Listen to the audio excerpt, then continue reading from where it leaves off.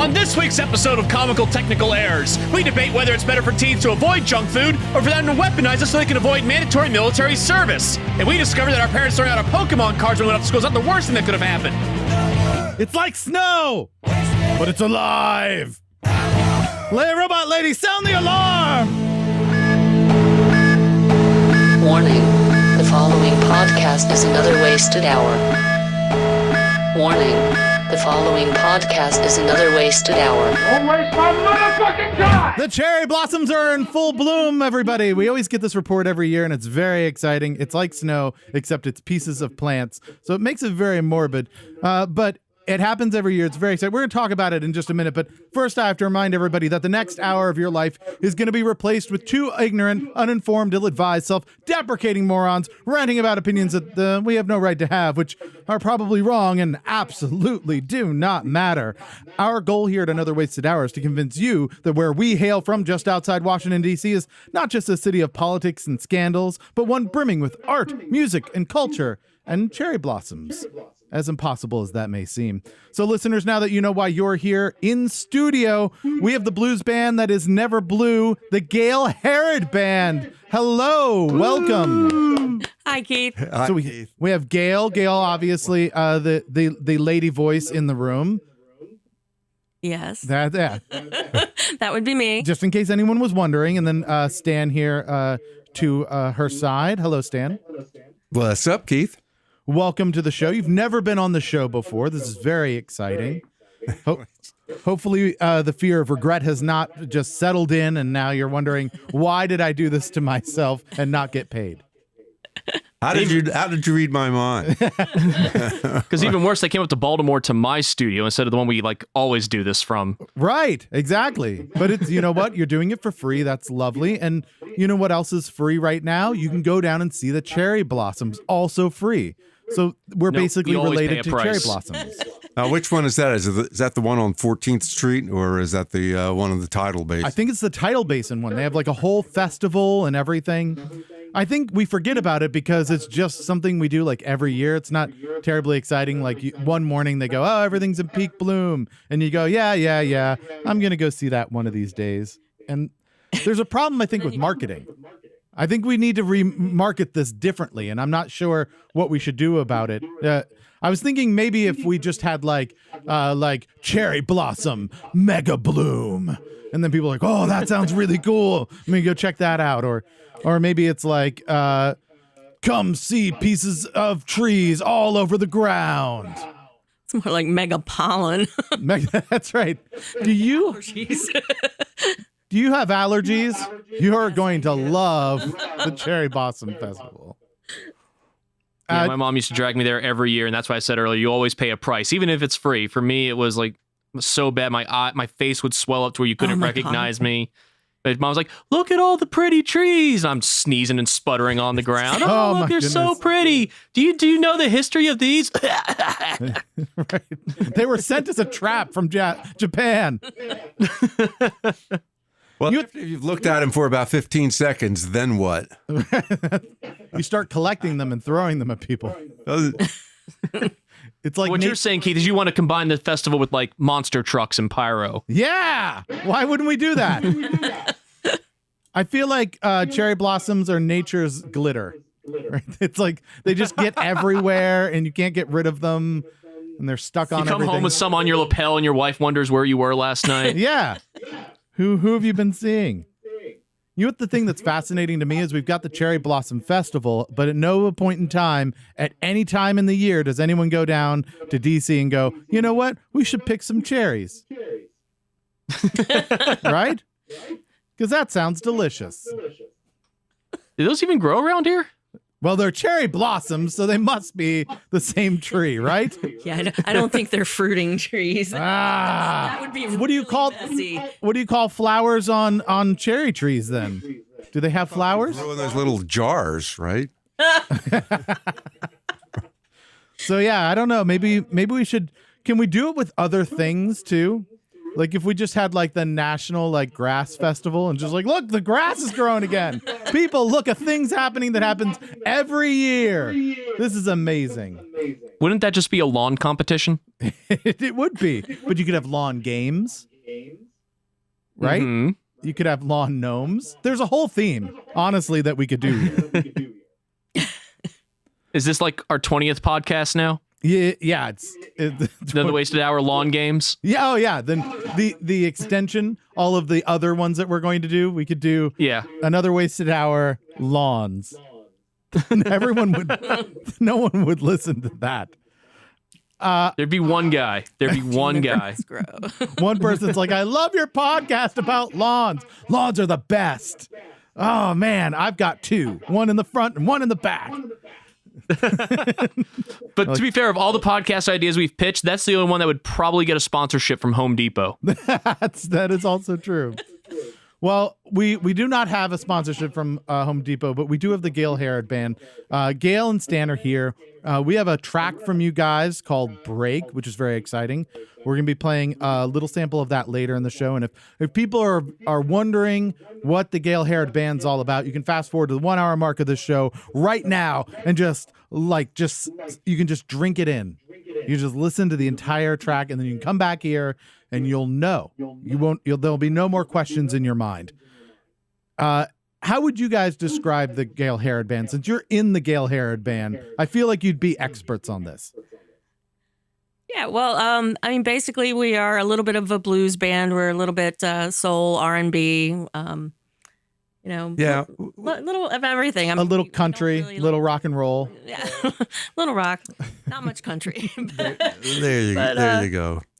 We're influenced by a lot of things, and we just enjoy all kinds of music. And Now, when you first came in, I mentioned that you were a blues band, and then asked you for kind of a blues moment, and you said, "We don't have the blues. We never have the blues. You're just we have too much fun to have the blues." you're the happiest blues band ever. You'll go into like the Rock and Roll Hall of Fame, just happiest blues band to ever exist. Yeah, well, why not? How does that happen? I don't know. Well, we do play a lot of different types of music. Sure. And we do a fair amount of originals. Gail brings them to the band works them up. And I don't know, what I love about the band, I think, is that even when we do covers, we don't do covers like we want to do them like the record. We do our own versions of pop tunes, of Motown. Try and really mix it up and take a different approach on them. Yeah, put our own spin on it. Yeah. Yeah, and the players in the group are all professional musicians, and so they're operating at a pretty high level. So that's just it's really wonderful to get up on stage. And a lot of times we'll take things in a little different direction. And sometimes Gail will know, and sometimes she won't know ahead of time. Yeah. You'll just surprise her. They keep me guessing. And she has this little side look that she'll give the band, and we'll just keep going. It's gonna be fine. We'll all get there eventually. Where are you going with this? It's just the musicians expressing themselves in a creative way, and it's a beautiful thing. Just like clue me in once in a while. Yeah. Oh no. I have to say See, is it better or worse? So in my band, the mandolin player likes to make terrible jokes on stage to the point where our first piece of merch we ever got was a button that says, "God damn it, Dan." Is it better or worse than that? I used to have Stan a band. version of Dan. Yeah. I used to have a band, and my bassist and my drummer would play games where they purposely tried to get each other off, like they'd try to like mess each other up during a song. And I was like, I'm really glad you clarified, because I was about to take a really weird turn in the story. But The nice thing about it is it's all good. It's all good. The music's always good, I think. Yeah. Anyway. And that's what the joy is for us to play. Yeah, we have a good time, and we all like each other, and we get along, and it's that's fantastic. And so, needless to say, the recording is going to be different than the live shows. So if anybody goes and sees you live, that switches up from show to show, and there may be things that they're not expecting to see. Absolutely. A little bit, sure. Yeah. And your next show that you've got coming up when this show comes out is Saturday, April 20th. You're going to be at Edith May's Paradise up in Jessup, Maryland. Tell us a little bit about what that show is going to be like. Well, Edith May's is it's kind of a listening room house concert type venue. We've never done anything like that before, so it's different for us as well. So no moshing this time. Yeah, Is that what you're I saying? think she'd appreciate that. But yeah, I mean, it's it's going to be just kind of a nice, listening room atmosphere. Everybody comes and make a donation at the door or whatever, and should be a good time. We're going to have an opening act, which we've never had before. Really? Yeah, it's that's going to be a little interesting. We have a magician. What? That's the best opening act ever. Right? We didn't. We didn't pick it, but it's definitely gonna be fun. He's going to be sawing Gail in half. But that's fantastic. Like I played for a while and we had opening acts, but they were all musical opening acts. And now I'm thinking back, every single time we should have had a magician. That would have been way more cool. Like everybody's in the audience, like enjoying the music, but they've also got like their balloon animal and they're just super happy. Yeah, it'd be great. So, people can find you Saturday, April 20th at Edith May's Paradise in Jessup, Maryland. If people want to hear more music or check out more shows that are coming up, you guys play quite a bit. They can go up to www.thegailherrodband.com, and Gail is spelled Gayle, Herod Harrod, correct? Yes. Thank you. Yeah. I don't always get it right, but when I do, I'm very proud of myself. So... When we named the band, we didn't think about it that way. We would have given her a much shorter name. But. Yeah. Right. It's just the GH Band. Welcome to the GH Band show. Excellent. Well, we're going to move on, I think, to a segment that we like to call the Weather Report. Since we know that you play music and blues and soul and R&B and all these different things, and that you can hold your own with a magician, we thought we'd give you another challenge and make you the editor-in-chief of your very own new publication. All right, so Adam and I are going to be your loyal reporters. We're going to pitch you some ideas. You let us know whether or not it makes it into your publication. Can you do that? Okay. All right. Excellent. You can use whatever criteria you want. Feel free to kind of think it through, and you can talk out loud about it. So let's start off with Adam. What do you have for us this week? Something that I really think should take off in Baltimore. A secret organization is fixing Rome's broken pavement illegally. That's the nicest criminals ever. I know, right? So literally, Rome, despite being like supposedly one of the most beautiful cities in the world and whatnot, has a problem with their infrastructure failing. Mm-hmm. Kind of like here in Baltimore. Yeah. Mm-hmm. And the citizens kind of getting up, tired of your typical Italian government, where nothing kind of happens. They have now taken to wearing masks and going out at night to fix potholes. They fixed an ancient fountain that was in front of some school. They got that up and running again. They painted pedestrian crossings where there's a lot of accidents before. Yeah, I love it. That's awesome. I figure if we can get ATV gangs in Baltimore, we should be able to get the pothole gangs. Oh, yeah. Somehow. Yeah. I think it would be different pots. That's the problem. I mean, hell, we've got some like 3-bedroom, 2-bath potholes in Baltimore, I'm telling you. They are some big ones. I mean, would they be doing this in sort of an artistic way, since everywhere you go in Rome, it's kind of art? Yeah, that could be interesting.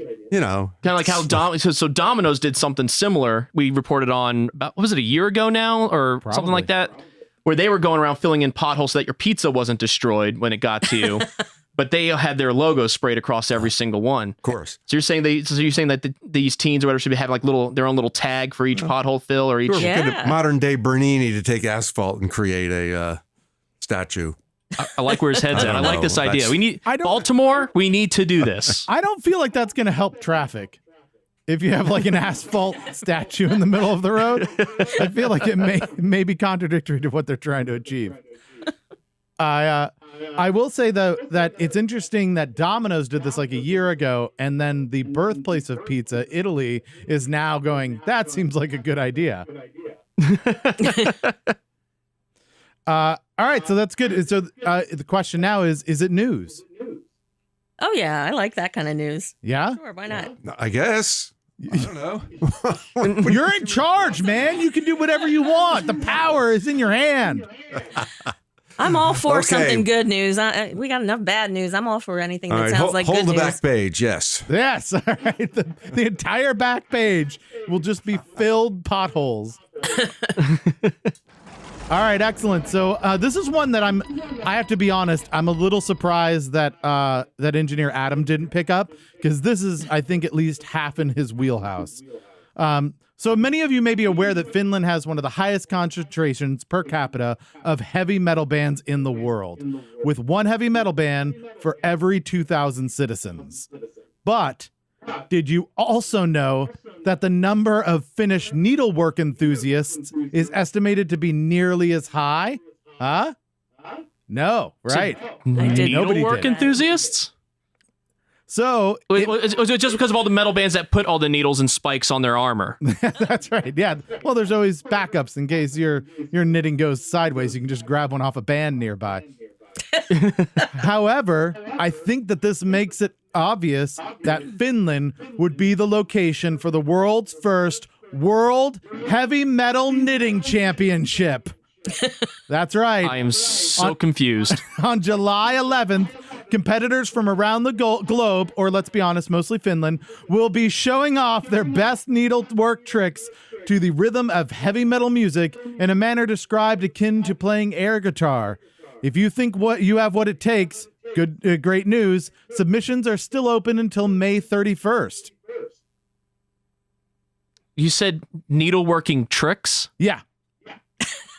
Yeah. So like if you're doing, for instance, if you're knitting behind your back, like that would be a needlework trick, right?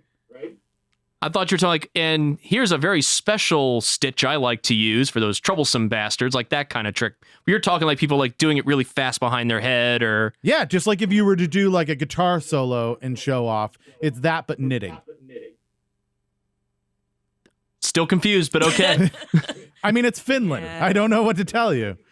I think I'm hearing crickets in my head, Keith, on I that was one. about to say the same thing. It's like chirp, chirp. this is the world championship for heavy metal knitting, people. All right. Yeah. So not news. Is that what I'm hearing? No, not for me. Oh, 2 thumbs down. oh God. All right. Fine. This is a very difficult crowd. All right. Went a little racy on this one, but I thought it was interesting. Uh-oh. The sperm collecting machine helping China through hard times. The show has gone off the rails, ladies and gentlemen. Wait a second. Hold on. Oh, I promise this is not as awful as you might be thinking. Our children are going to be listening to this. Absolutely not. Except for I'm sure some of our friends listen to this with their kids, and those kids were doomed anyways. There will be children listening to this, but they are 30. And So double entendre on purpose, or was that an accident? I will leave that to your own imagination. So this is not actually as bad as you might be thinking. So China has been seeing a declining birth rate. But it says here whether voluntarily or involuntarily, their numbers are dropping to the point where within a few years, their population is going to start to take a downward turn as opposed to an upward. I think they said something this was going to U.S. was going to start happening pretty soon anyways. And I'm sorry, as well is what I meant to say. is the reason that the birth rate is going down is because there's a machine running around collecting all the sperm? So someone has designed this machine. Yeah. I don't know if we'll be able to put a picture up on the Facebook thing or something. It looks almost like one of those things you put your arm in at Walgreens. the blood pressure. With almost like the blood pressure cup, but With one Oh, so you're saying With that one isn't big a sperm exception? collecting machine? I've been doing it wrong all this time. and they're saying it's supposed to be like a new automated way for male health care at the clinic. So rather than having to have, the cups in the room full of magazines and Yeah. everything else, it's a fully automated machine that's supposed to be very accurate with very, new medical testing to try to catch why some of these falling birth rates are happening. It just looks frightening is really why I picked this thing up. If you want, I'll show you the I'm gift. mildly horrified. If you want, I'll turn the iPad around so you can see what I'm looking at. But It's not in use right now. no, it's a picture of like the scientist showing off it. The stupid ads on this page would stop updating every time I try to scroll in. Oh no. It's interesting. They did a study and they show that it's actually much more efficient when making deposits to sperm banks using this machine. It is also the quickest way to get banned from a CVS. Oh. Do you need a prescription for this, by the way? Yeah, No, probably. I don't think you need a probably just to get prescription, enough like a lack of courage to use it. shame, really. Yeah. I don't know how well you can see. Like I say, it's a weird looking device. We're officially doing a podcast where you're showing pictures. Bad. Hey, I learned from Victor, who could not help but do visual gags on our audio podcast. This is man. terrible. No, I'm just having all kinds of horrifying images in my. Well, This I is haven't heard that there's a sperm shortage anywhere, so maybe. So what you're saying is maybe you need to go to China when you need to get the bills going. Wow. Yeah. Interesting story. Sorry. this is just It's an proof. interesting story. This is just proof that any date could go worse. Right? Yeah. I think we should keep that one in brown paper. I see what you did there. And like a sock. All right. So moving on to the next one. This is a combination story I'd like to pitch to you. The theme is what the hell is going on in Jackson, Mississippi? I have two stories and I believe they might be related. My theory as an investigative reporter is that maybe it's even the same group of people. So we'll start off with the first story, which is for the second time in several weeks, thieves have stolen wheels off of Jackson Police Department cars. Yes. Sergeant Roderick Holmes says 3 police cars were towed Saturday after police found that their wheels had been stolen, and this is the second time it's happened. That's just great. Yeah, so that's the first story. Fire station, right? What's that? Kind of like having a fire at the fire station. Right, exactly. Not funny. If you can't catch the Fire people station burnt stealing the police wheels, it's going to be a real rough day for you in Jackson. So I think that this goes along with my next story, which is also from Jackson, Mississippi. And it says, Jackson residents were mystified after bowls of mashed potatoes suddenly appeared on their cars, porches, and mailboxes. I read that today. Yeah. Is that This crazy? This is all happening in the same place. Making people mashed potatoes and leaving them around. I don't know whether I would have the survival instinct to not eat any bowl of mashed potatoes left on my If you had like a assassination plot for me, don't hire the hitman. Don't just leave the bowl of mashed potatoes on my front porch. You got me. It's fascinating because it's like the most like Dadaist like vandal group ever. Right? They're like postmodern vandals. They're like, we're stealing wheels off of cop cars and leaving mashed potatoes all over this place. Obviously, it's the same perpetrator, Keith. That's what I'm thinking. They're probably trading the wheels in for money to buy mashed potatoes to leave places. Well, it's I all was thinking funding that it. That way they can't chase the perpetrator because they have no wheels. That's true. I'm waiting until this escalates next week and police wheels are replaced with mashed potatoes. So is it news? Oh, yeah. Yeah, I mean, it is news. I read it today, so it's news. Well, all this stuff is on the internet. It's actual like to- news. But yeah, so we make it in. Yeah, I would like to get to the bottom of that connection. We need to send someone to Jackson, Mississippi. Yes. So far, it does sound like a much better police prank than our buddy. I'll leave his name out of this. Did where we were at a Wingstop, Dan. and there's just a cop car like waiting in the lot trying to catch people on their way out or something. And so on the way out, he picked up the payphone and called up. He's like, "Hey, 911. There's just like this weird guy in the parking lot at the Wingstop. I think he's got a gun or something because of course he's got the big shotgun." And just hung up the phone. I'm like, "Nope, out of here. I'm out of here before this escalates. Oh, this is boy. not gonna be good." All right, so we move on now to the lightning round, where we're just going to throw some headlines at you. If you have questions, we'll try to answer, but we're going to try to keep it a little quick so we can keep moving on time. Ghost hunter deemed too fat for jail after racially abusing Virgin Airlines staff. Does that mean he can get away with anything? Like, does he have a superpower now where he can't go to jail for anything? I feel like that So might be the case. Quote, fat he was in you can too go to much jail. pain to stand in Brisbane District Court, and jail would be too difficult for him. Cruel and unusual punishment. Right. Yes, yeah. Oh man. Yeah, I think just being him is cruel and unusual punishment enough. Being that guy. Wow. He is not a sight to behold, let me tell you. Oh, yeah. Is it news? Nah. No? Instead, as punishment, they said that he cannot eat any ice cream. And he was like, no, God, no, just send me to jail. Yeah. Worse. No fruit cup for that guy. Right. You have to eat vegetables. All right. Let's see. New study suggests that fake smiling at work increases drinking habits.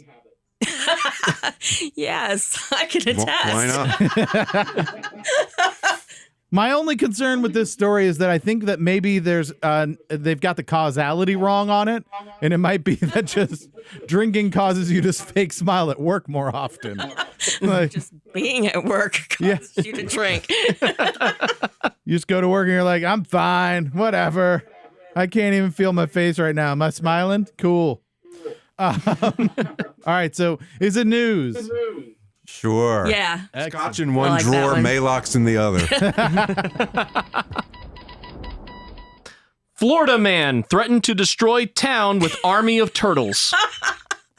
Another Florida man. That's the most adorable army ever. Say that again, Keith? That's the most adorable army ever. I know, right? I just want to go and like pick up that army. Like, pet it, God. make it my own. No. No. No. Oh, I think that's the first time a Florida man article of mine hasn't made the news. Yeah, no. No, all right. Man stuff. It's like so much. All right, Keith, finish this off. Last but not least, a woman wrecks her car after sees a spider riding shotgun with her.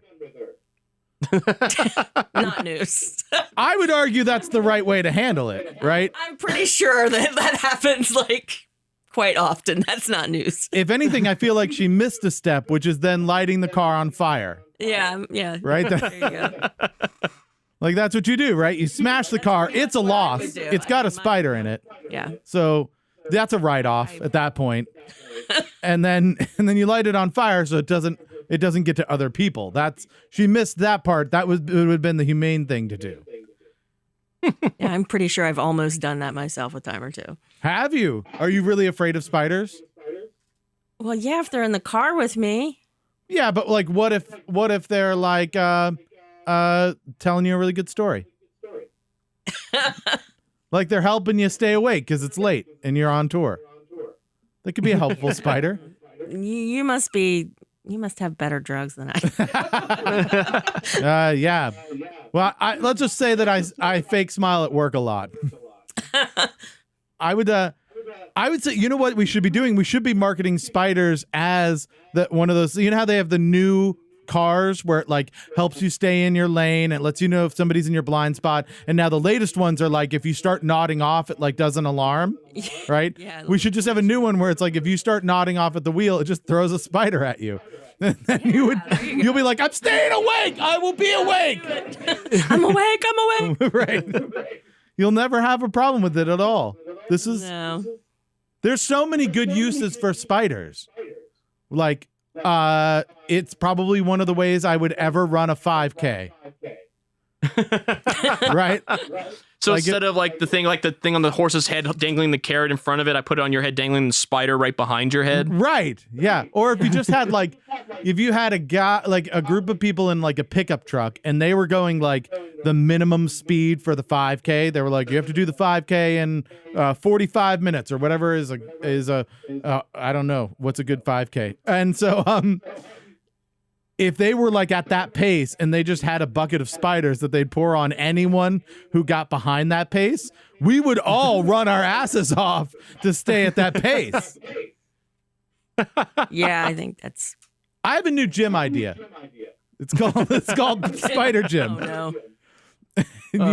It's a weight loss program where you have to like keep your treadmill going a specific speed, or we throw spiders at you. Like, this is great. This is motivational. I'm basically like a motivational speaker, except I use spiders. All right. Oh, So not news. that could That's what only I'm lead to hearing. tears. Yeah, sorry, Keith. All right, that's fine. I think Adam, did you win this time? I didn't keep count. I didn't keep count either. Good, we'll just call it a draw. Well, as in we'll draw that I won on a piece of paper? No, draw like I was probably the winner, but I'm okay giving you a draw so you don't cry. So here's a question for you. So we've got this mythical publication that we're creating. What would you name your publication? If you had to make a name for your new publication, what would it be? Do we have a theme at all? I think he's just telling me that none of my news was any good. I think that's the theme. No names for it. Sorry, I'm stumped. Just Daily blast. empty quotes. How often would that come out? Yeah, I don't know. I don't know how to tell people to go to their news counters and order it. Might be daily. Yeah, it could be daily. All right. Well, moving on. I think we did well here. How did you guys feel as editor-in-chiefs of a new publication? Yeah, it's probably not my best. Probably not my You're gonna forte. stick to music. You feel like? I'll stick with music. Okay, that's fair. Writing songs, not writing publications. Yeah, not my thing. All right. Well, let's see. So, speaking of music, let's talk about that then. If that's what you're going to be sticking with, maybe we should let people know more about it. So we have a track called "Break." I said earlier, if people want to listen to it in its entirety, just fast forward to the 1 hour mark of this show. But we're going to play a little sample of that here in a little bit. Tell us a little bit about this. What was the inspiration for your song "Break"? Well, basically bad boyfriends. Yeah. Which it's kind of a theme in my songwriting so far, I think. Well, we write about things that affect us a lot, right? Everybody, I think, Right. good music is always kind of from the heart, and matters of the heart happen to also be very close to the heart. Yeah. So what does "Break" kind of talk about? Walk us through kind of what does that inspire in you? Well, it was just kind of like I said, a bad breakup, and just somebody who had kind of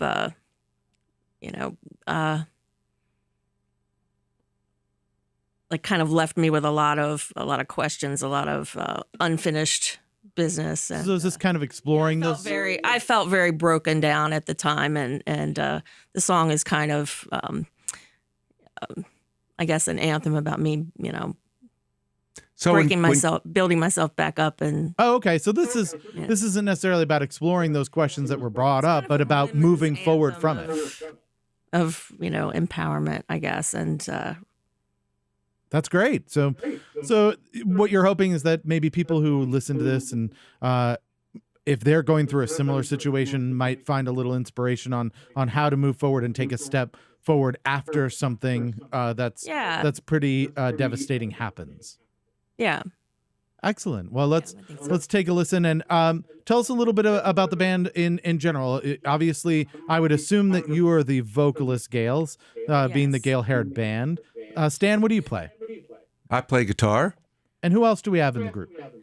We have Chuck Farrell, and he's our drummer. Chuck and I have known each other for well over 20 years.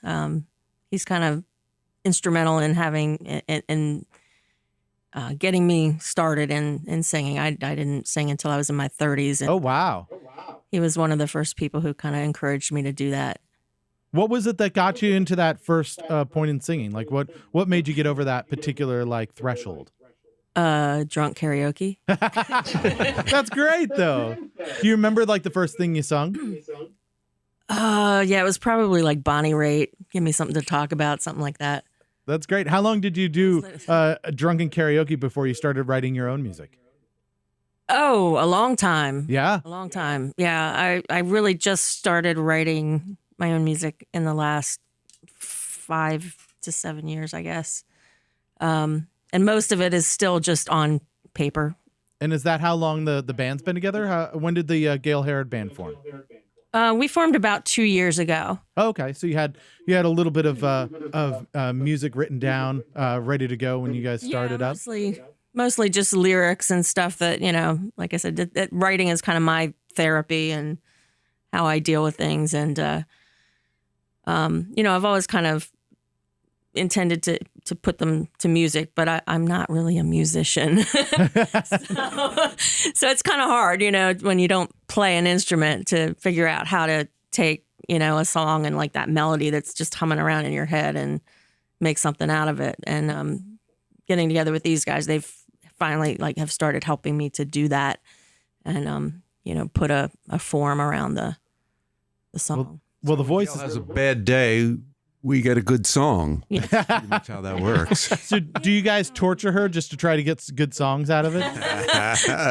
Well, we torture her for other reasons, but not for the purposes of getting music out of it. We need a new song, Gail. It's Spider Tuesday.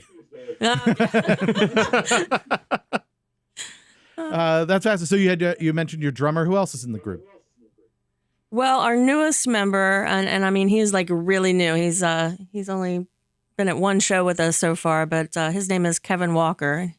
He's on the bass, and we're pretty excited to have him. He's kind of a big deal. He's cool. Toured with Prince, and he's toured with Justin Timberlake. Nice. And yeah, so we're really, really happy to have him on board. Anyone else? Pretty much just us for the four of us. Right. Yeah. Occasionally we'll bring in somebody on saxophone or if we have a special occasion or a bigger gig, but yeah, mainly it's just us four. Honestly, yeah, I love it with the small group because it's a little more flexible and everyone's schedules are easier to match up. Yes. Yeah. It's really easier. hard. The more people in the band, the harder it is to make it all work. Logistics are easier. Now, on a scale of 1 to 10, what is the likelihood that you'll let the magician join the band after the next show? We'll have to see if he puts Gail back together again. I mean, it's a win-win, right? Because he either puts her back together again and everything moves forward as normal, or you get a really good song out of it. There you go. Right? You got it. Win-win. Yeah. Excellent. So let's take a moment here and take a listen to the track Break. You said this is just from a debut demo that you guys have done. Where'd you record this at? Patapsco Studios or Patapsco Recordings. Our friend Paul Beckwith put it together. He has a basement studio much like this, and we pretty much we have quite a few songs that we did there. Some originals, some covers, but most of them were just done in like 1 or 2 takes, and wow. Really just just trying to get something out there for people to listen to, and encourage them to come to our shows. That's awesome. Well, and we don't really have anything produced record at this point, but quick question: Do you think it's weird that there's lots of basement studios but no attic studios? It's too hot in the summer. That's probably the case. All right, well, let's take a few seconds here. We're going to listen through to Gail Herod's music. This is a song called Break. The days pass by like a slow and steady drip, and your silence is torture. Think I'm losing my grip. Pain yields confusion, confusion to rage. It's like some comic tragedy played out on a stage. Gotta laugh at myself, that I must have been mad to ever have believed one damn word you said. And I ain't gonna let you break me down no more. 'Cause I'm so much stronger than you took me for. I have to admit, Gail, listening to this, it fits what we said earlier perfectly, because this is the happiest breakup song I have ever heard. It's like it's all major, and you're like, hey, this is terrible, everyone. I sure wish this didn't happen. Let's have some candy. Like, it's true. Even in the worst times, you're not blue. There's a constant kind of flotation device that keeps you above it all. Well, an interesting thing about the blues is a lot of people think that the blues is all, sad and dreary and all of that. But Yeah. really, the blues is about triumphing over the tragedy. That's really what it's about. So I try to keep that in mind, when I'm writing and just in general life stuff, I'm Gotta sure stay positive. Yeah, sure. And I think what it is it's those moments where people, almost like a guidebook for all these difficult times when you go through in life, to be able to hear a song and go, that's exactly what I'm going through. And then hear in the story, in the narrative of that song, that life goes on, that you're stepping through that and moving on. Exactly. Well, that's great. Exactly. And that's what I hope people connect with is just, that we all go through some really crappy times in life, but, hopefully we rise above, we get through it and move on to better things, Well, it's great. It's catchy, and I could see how being at a show and tapping your foot to it would be a lot of fun, and doubly so if there's a magician there. So check them out live. The Gail Herod Band's going to be playing Saturday, April 20th at Edith May's Paradise in Jessup, Maryland. If you want to hear the entire song break, the segment that you heard just now, go to the 1 hour mark of this show and you can come back and join us after you've heard it in its entirety. Also, you can check out more music and more shows from this talented group at www.thegailherodband.com. So go check that out. And this brings us to a very exciting time. I know that when we introduced this, you got a little nervous. This is a little game show we called, that we created, that we call Please God, Just Get One Right. So our guests from before, the Neuro Farm, they were here last week, and they had to go through this same thing. And they actually got a few right, actually. They did really well, which is surprising. Usually it's a little bit a little more humbling, but it's okay. They actually got us a category for you. If you don't like this category, just so you know, on May 11th, you can go to the Dewdrop Inn down in Washington, D.C., and catch their show and let them know that they're terrible people. Yeah. Okay. So are you ready for your category? Sure. All right. It is classic American sports cars. Okay. How you feeling? All right. Yeah? Well, it depends what you call a classic Yeah, it does. sports car, but yeah, go ahead, hit us. Yeah, you think you got a shot at this? All right. Adam, how would you get us started off? All right. By 1968, American muscle cars were moving away from their roots of being relatively inexpensive, fast cars as they started to get more expensive and add more features and bells and whistles. Plymouth developed this car as a lower-cost basic version of their GTX model, which became very popular. What line of car did Plymouth develop? There you go. So now I have to say, Adam kind of went with the muscle car side of things, which is, I don't know if I'd call them race cars. I don't. How do you feel about this, Stan? Do you have a take sporty. on cars? Plymouth. A road runner? I don't know. He got it! Yeah, it is. It's the Roadrunner. I picked that one because I didn't know that they actually did have to pay Warner Brothers. I think it was like $100,000 to be able to use that name, and they spent $10,000 getting the car horn to sound like the Roadrunner. Beep, beep.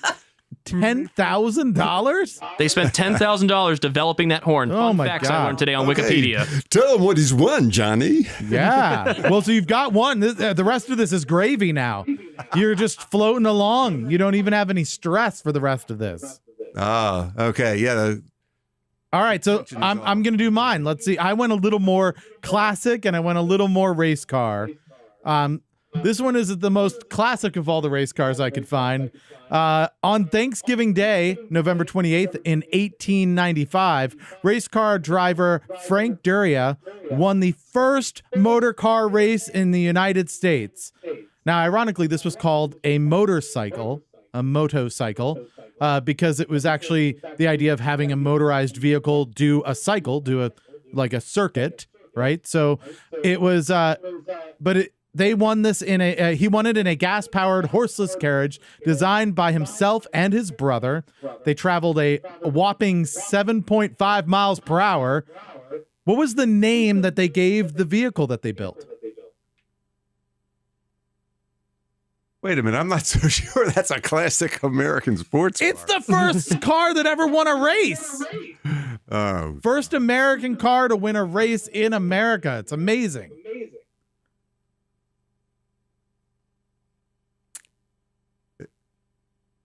I'm well, obviously it's not coming. All right.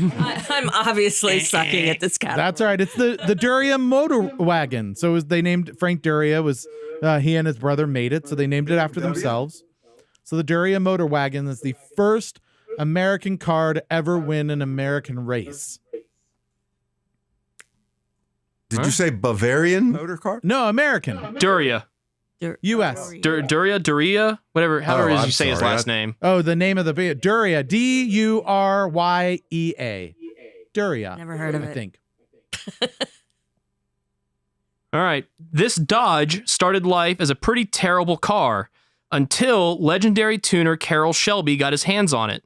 He added an 8-way adjustable enthusiast's driver's seat, larger sway bars, a heavy-duty Getrag gearbox, and a Turbo 2 Chrysler engine with 174 horsepower, thus making this a desirable classic American sports car. Could that be that Charger? You have a guess, Stan? I was. Do I have? Gail said Charger. That's what I was. He took my. Perfect. All right. Charger. No, the answer we're looking for is the Dodge Daytona Shelby. Daytona, terrible car until Shelby got his hands on it. All right. Another thing I learned today, because I don't know anything about cars. For all the Top Gear I watch, I know nothing about cars. We sound like experts just because we looked it up ahead of time. That's the only reason. I do a great job copying and pasting from Wikipedia. All right. Le Mans is a world famous 24-hour race made to test not only the speed of a vehicle, but also its reliability. What classic American sports car was the first U.S. sports car to win the Le Mans and then go on to be the only one to win it more than once? Got to be a Corvette. Oh, that is a good guess. That is a good guess. I thought this was interesting. This is the first vehicle to ever win the Le Mans ever in the history more than once. No, it is the Ford GT40. Huh. Yeah, Shelby also involved, I believe, in the making of that. He is kind of involved in just anything that's cool. Yeah, he's pretty much an automotive genius. Yeah. For sure. Cobra. All right. This classic muscle car was known for being available with 7 different engines, including the 440 Magnum and a 426 Hemi. But it became even more popular when it was seen on TV every week, pulling off spectacular jumps and stunts in the hands of the Duke boys. What year and model was this famous car? And this, kind viewers, is where my Pro Tools rig decided to just not record for 3 minutes for some reason. Thankfully, we also record the Skype conversation, which also fucked up for about the first 30 seconds of this. So the audio will be a little fucked up for a moment, but it'll come back. We'll be back to our normal scheduled programming in just a minute. And so I think, and so what was the year? Fun fact, they destroyed between one to 2 of these per episode. No. I'm going to go a little later, like 72. 68 and 72? Yeah. Right on the other side, 69 Dodge Charger. Oh, so close.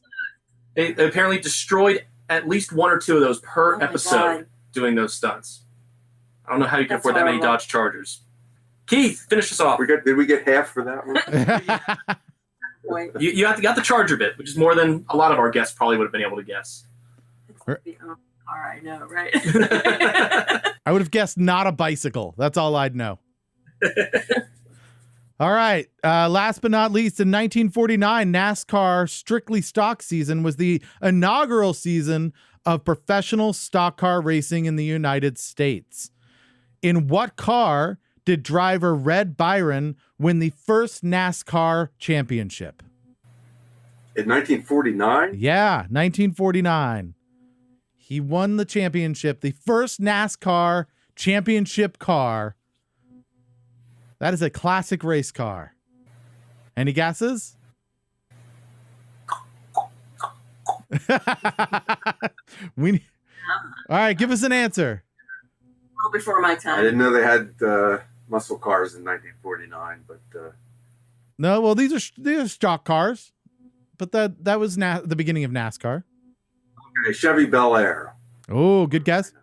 It was a 1939 Ford Coupe, so a 10-year-old car that they souped up and got racing, and he won the first championship. And it was interesting because the first championship for NASCAR was over like a year and a half. So it wasn't all in 1949, although that's when the championship was awarded. I think it started either a year or two before that, which I thought was interesting. Very cool. Yeah, so it was good. You got the first one right, and then you didn't have to worry about the rest. You just punted. There you go. That's what I would use as my excuse. I would just say, well, we didn't even want to get the others right. We were already done. We didn't want to like show off. And I just had to laugh a little bit because I thought the one about the Duke boys would be the easy one. Yeah. You'd be like, really, Adam? You're going to give them that question? And then you got the more obscure one right almost right away. So I never know what Mind full of useless trivia.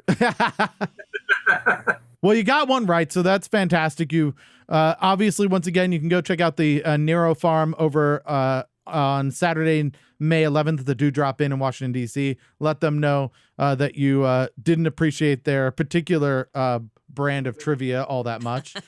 But more importantly, we're going to need a category from you guys to pass on to our next guests. How can you stump them? What do you think we could give them to make it challenging? Well, would have liked to have thought about this a little more. But, what's the first thing that pops in your head? Oh, I don't know. What about potent potables? What? Potent potables. Right. I love those might be the greatest scenes ever from the Saturday Night Live series. those always crack me up. Therapists. How about Twilight you want to go Zone with episodes? What's that? Classic Twilight Zone episodes. Oh, classic Twilight. Okay, Twilight Not Zone. these new ones, but the old ones. Could we This is include great, the 'cause there's the Twilight new Zone one that's movie coming in that out. one Or with Shatner? Oh. No. With Shatner. Shatner was in the well-known classic TV episode. I thought he was only in the movie with the one in the airplane. Yeah, it was in the airplane, but it was a half-hour classic Okay, Twilight Zone episode. gotcha. Oh, and then they like made it into the movie. One, of course. Now, well, no. If anything, if we're lucky at all, they'll be answering these questions before this episode comes out. If everything goes according to schedule. So, Yeah, there were a lot of I met my early movie stars in their early part of their career in those, and a lot of plot twists and turns. I don't know. You have a better one? Yeah, that's great. We can work with that. Here, so do what you want. My guess is that Adam's just going to do all trivia about sparkly vampires, so he'll ruin it. All right, excellent. So you've made it through. You got one right. We've got a topic for our next one, so we'll see how well they do next week. Stay tuned for classic Twilight episodes. Let's talk a little bit about the band with a segment we call Near and Far. So it's pretty easy. We have two stories, one near, one far. It's that's what it's all about. You understand.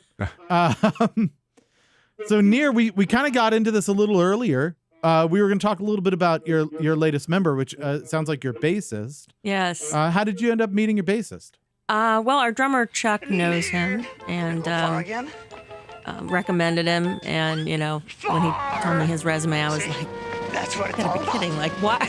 Why would he play with us? But he's home. He's like local. He's not been touring for a while. He's so he's kind of available. He's got some other projects, but he's working with us now. So we're really excited about that. We had our first show with him a couple of weeks ago at Old Bowie Town Grill. And nice.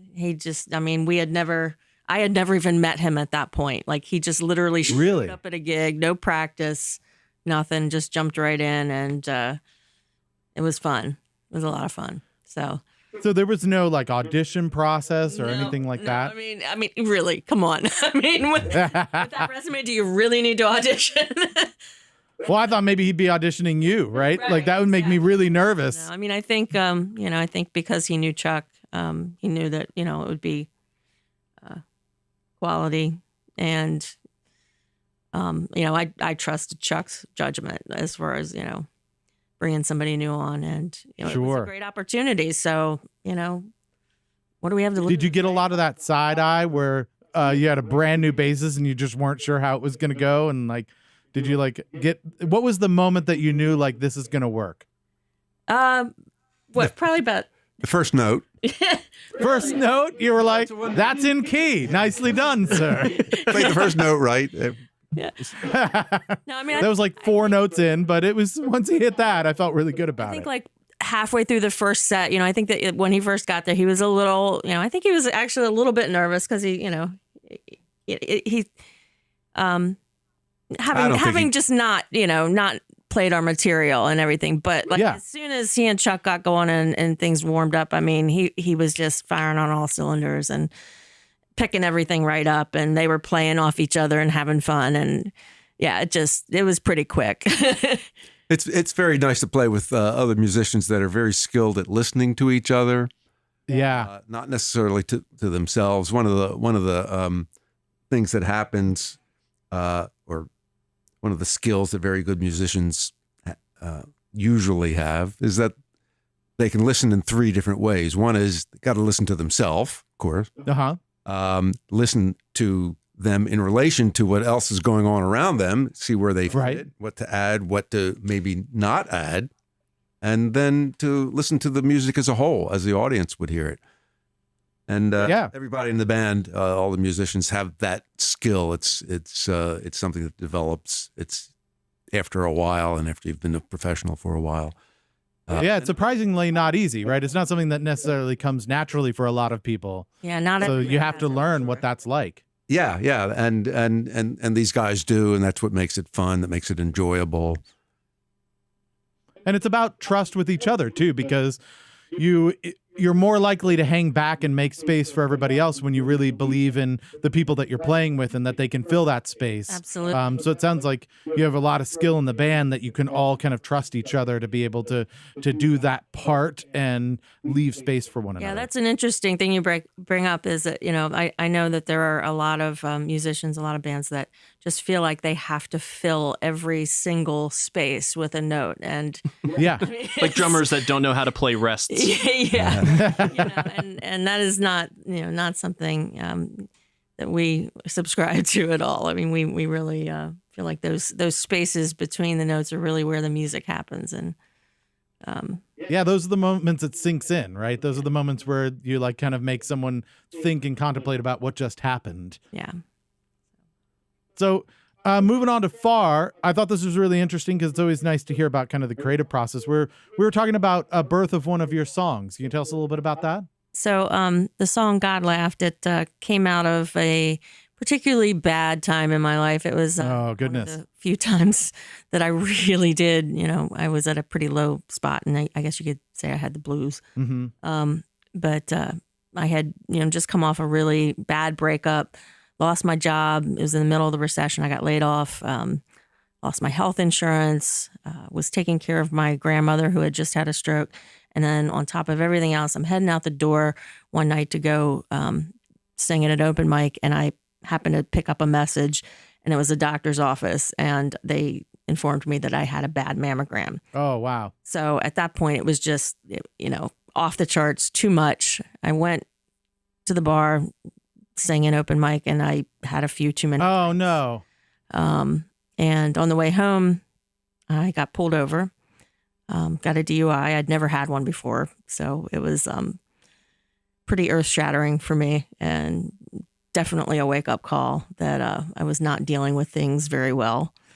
And, later on, after everything was kind of resolved and I was on a better place, it kind of occurred to me one day as I'm sitting around the kitchen doing my dishes that God kind of has a really strange and offbeat sense of humor, because just all of the things that transpired, it sort of had a purpose of putting me in a better place and helping me get my shit together, so to speak. So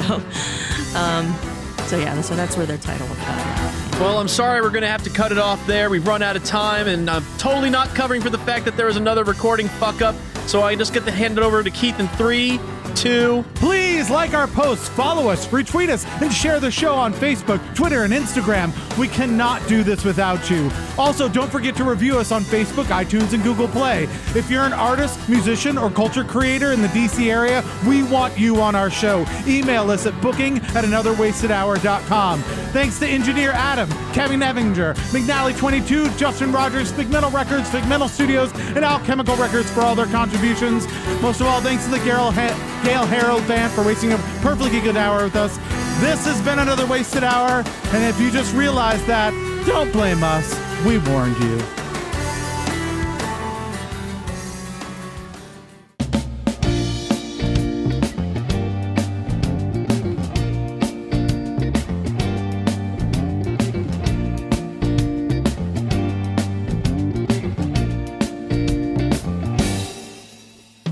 Days pass by like a slow and steady dripping. Your silence is torture. Think I'm losing my grip. Pain yields confusion, confusion to rage. It's like some comic tragedy played out on a stage. Gotta laugh at myself, that I must have been mad to ever have believed one damn word you said. And I ain't gonna let you break me down no more. 'Cause I'm so much stronger than you took me for. No, you can't keep a good woman down. Get my feet back on solid ground. Oh, I won't let you break me down.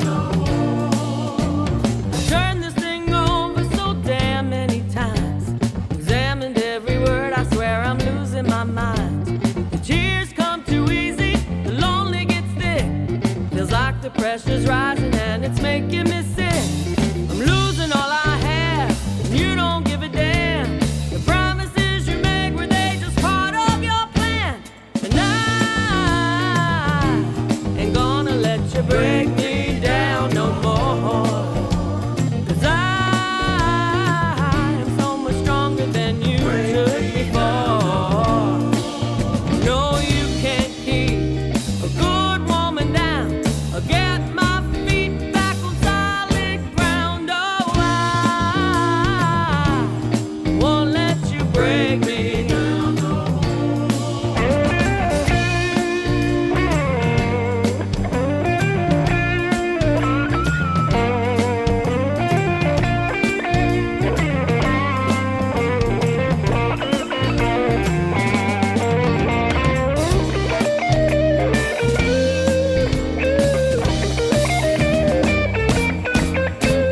And I